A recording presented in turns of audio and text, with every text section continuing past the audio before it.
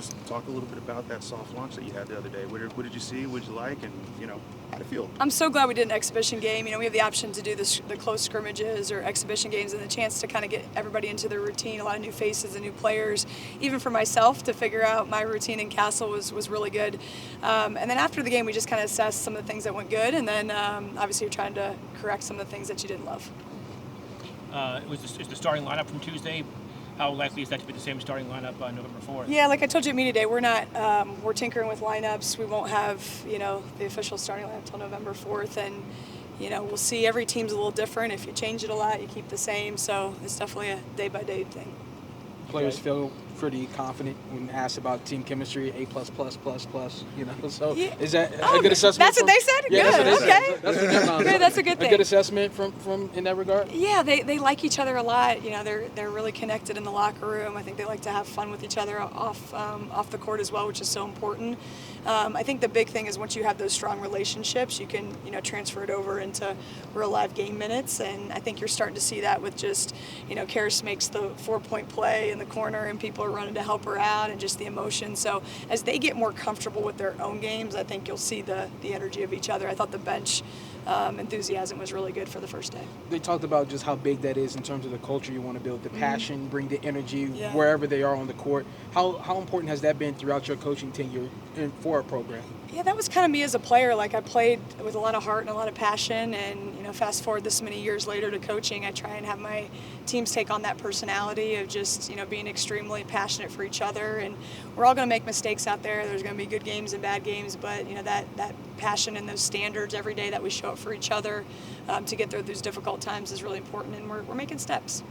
Earlier this year, you said how you played at Marquette may not necessarily be, what you do here at Tech. You said you wanted to kind of see what fits fits this, the members of this year's team. So what have you kind of ascertained by this point that say, okay, I think what we did here and here, I could bring that over here, or this is the right marriage for the skill set of the players? Well, I tell you what, one stat from the exhibition game, assists per made basket is something I always look at. So we had, a lot of assisted baskets a couple nights ago, and that shows me the ball's moving, we're unselfish. So, I have this vision that we're going to be a pretty balanced team. There's going to be different people who can step up. I think that's the good and bad of a young team and new faces. Somebody obviously like Matilda who's been here before, but then as you go down the list of some of the younger players, I think they're going to have big nights. And yeah, I've kind of take a little bit from Marquette. You take a little bit of just, like I said, I've really worked hard to try and figure out what fits each individual players on our team. And early in season when we play, there's not a lot in. You're kind of putting your just basic packages together, and then you kind of keep adding as the season goes on. So I think we're okay, and we'll learn a lot as we continue to play games. So did you kind of figure out at some point, okay, I think a fast-paced offense, I think that fits these players, or was it more like this is what I want to do, and so I'm just going to make them do it? Or yeah, I've always believed like you got to fit your players, and we'll recruit to fill those voids that we need. But we want to play fast, we want to play free, and I always kind of like to explain it that first 10 to 12 seconds of the shot clock is their time to go and create and fill lanes and have fun. And then that back end of the shot clock is where the coaches come into play a little bit more, and with our X's and O's and style. So I think we're always taking the balance of that. With the exhibition game the other night, we got to get up and down the court a little bit and share the ball, which was definitely a fun brand of basketball. What did you like about your defense on Tuesday night? Yeah, I thought we created a decent amount of turnovers. I think they turned it over maybe 33 times. I thought we jumped on the floor for loose balls. I thought we got our hands on a lot of tips and deflections, which was big. I thought we had some deficiencies on the defensive end too, which is okay for right now. That's why you come to practice the next day to get better.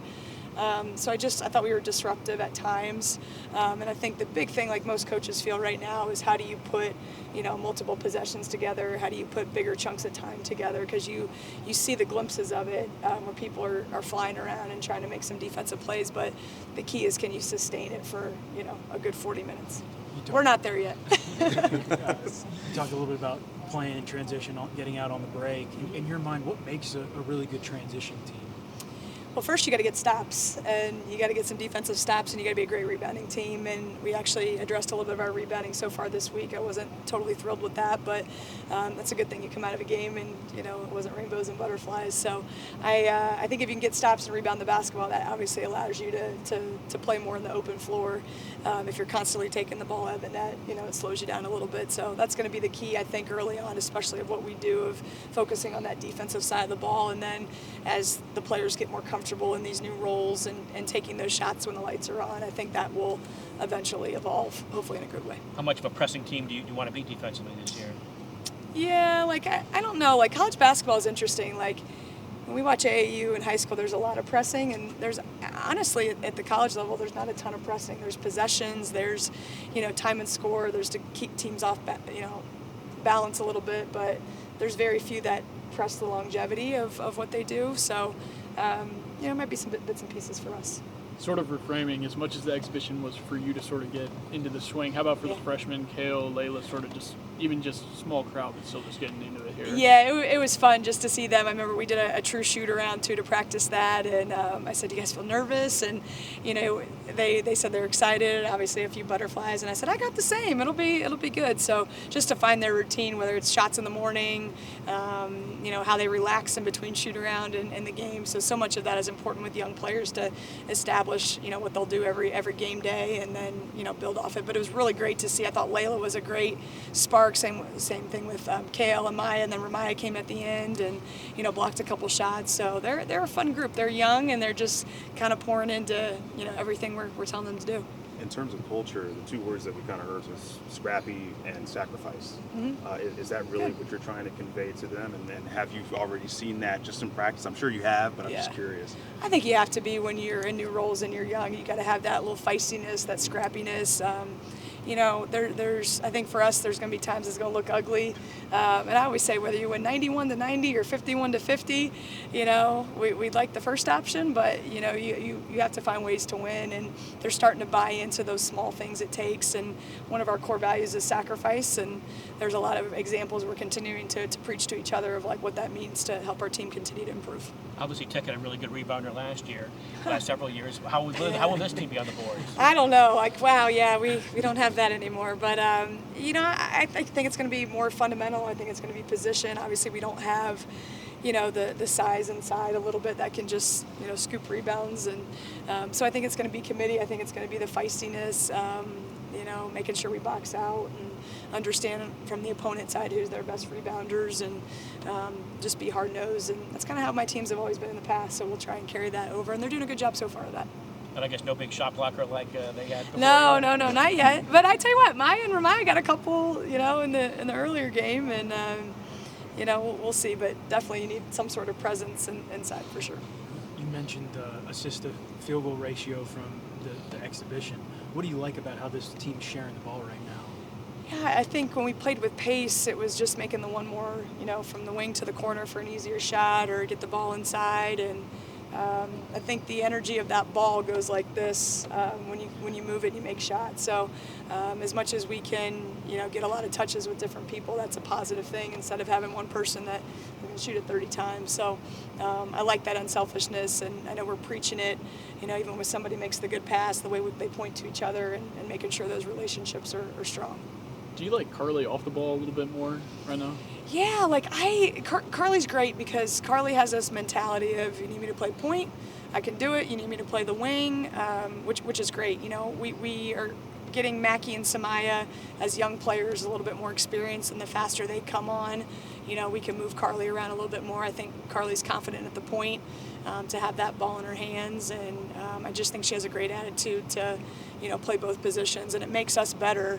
If she can take off sometimes, if, Samaya is so fast with the ball, and, Mackie does a lot of great things. So if they can have that balance of sharing, I've played a lot of lineups with multiple point guards, and it's been really, really good. So just to keep not labeling people, just make sure they're getting out in the open court and getting to their skill sets, I think is the most important.